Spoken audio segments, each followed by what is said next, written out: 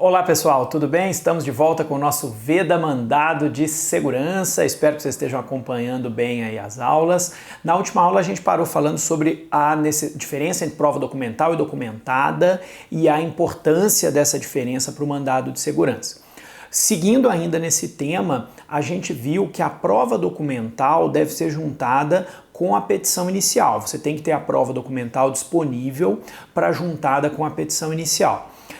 Porque o mandado de segurança não tem dilação probatória, você não vai ter oportunidade de produzir provas depois da petição inicial. Há, porém, alguns temperos, algumas contemporizações desse entendimento. A primeira delas é o artigo 6º, parágrafo 1º da própria Lei de Mandado de Segurança, que nos diz o seguinte: no caso em que o documento necessário à prova do alegado se ache em repartição ou estabelecimento público, ou em poder de autoridade que se recuse a fornecê-lo, ou de terceiros, o juiz ordenará preliminarmente a exibição desse documento em original ou cópia e marcará para o cumprimento da ordem o prazo de 10 dias. O escrivão extrairá cópias do documento para juntá-las à segunda via da petição. Então, embora não haja dilação probatória no mandado de segurança, se você precisa de um documento que você não tem, mas é um documento, veja, não é uma perícia ou nada, é um documento, só que você não tem o documento, você pode pedir que o juiz, numa diligência preliminar, determine ao réu ou a terceiro, público ou privado, a exibição desse documento. E daí por diante, o processo siga com esse documento. Isso é totalmente compatível com uma medida, com os requisitos, com as disposições dos artigos 378, 379 do CPC, que dizem que ninguém se escusa de colaborar com o Poder Judiciário para a descoberta da verdade processual. Então é possível que o juiz determine primeiro a exibição do documento para que depois o processo vá adiante. Então, se você não tem o documento, você impetra o mandado de segurança e aí depois você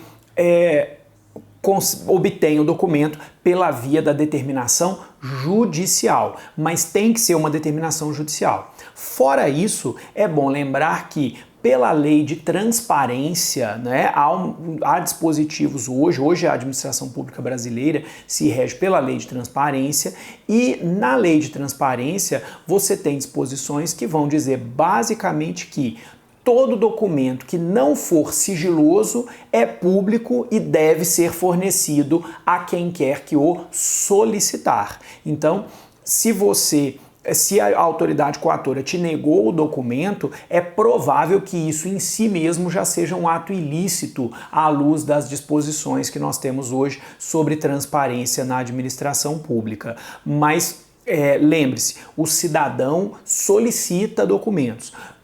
Os particulares, de modo geral, solicitam documentos à administração. Só quem os requisita é o juiz ou o Ministério Público no exercício das suas funções. Fora isso, você pode fazer solicitações, cujo atendimento, em grande medida, será obrigatório, mas não caracterizam requisições.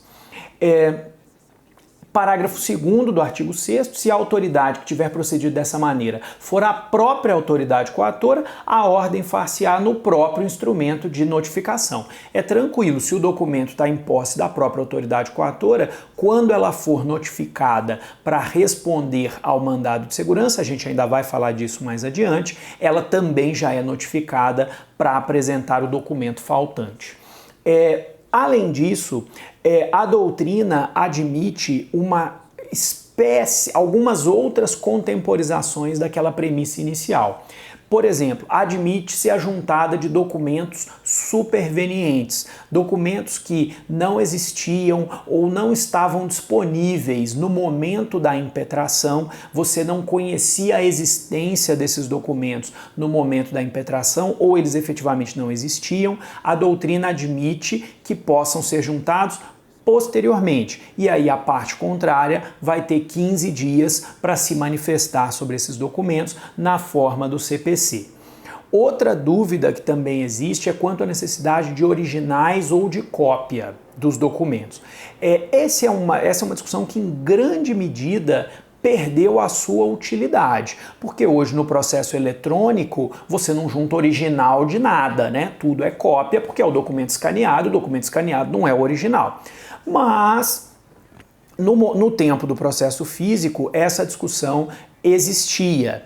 E no tempo do processo físico havia alguma dúvida sobre isso. O entendimento predominante da doutrina era a desnecessidade de juntada do documento original ou de cópia autenticada do documento. Você podia juntar cópia e a autoridade coatora, se quisesse impugnar o documento, ia lá e dizia: não, esse documento não é verdadeiro.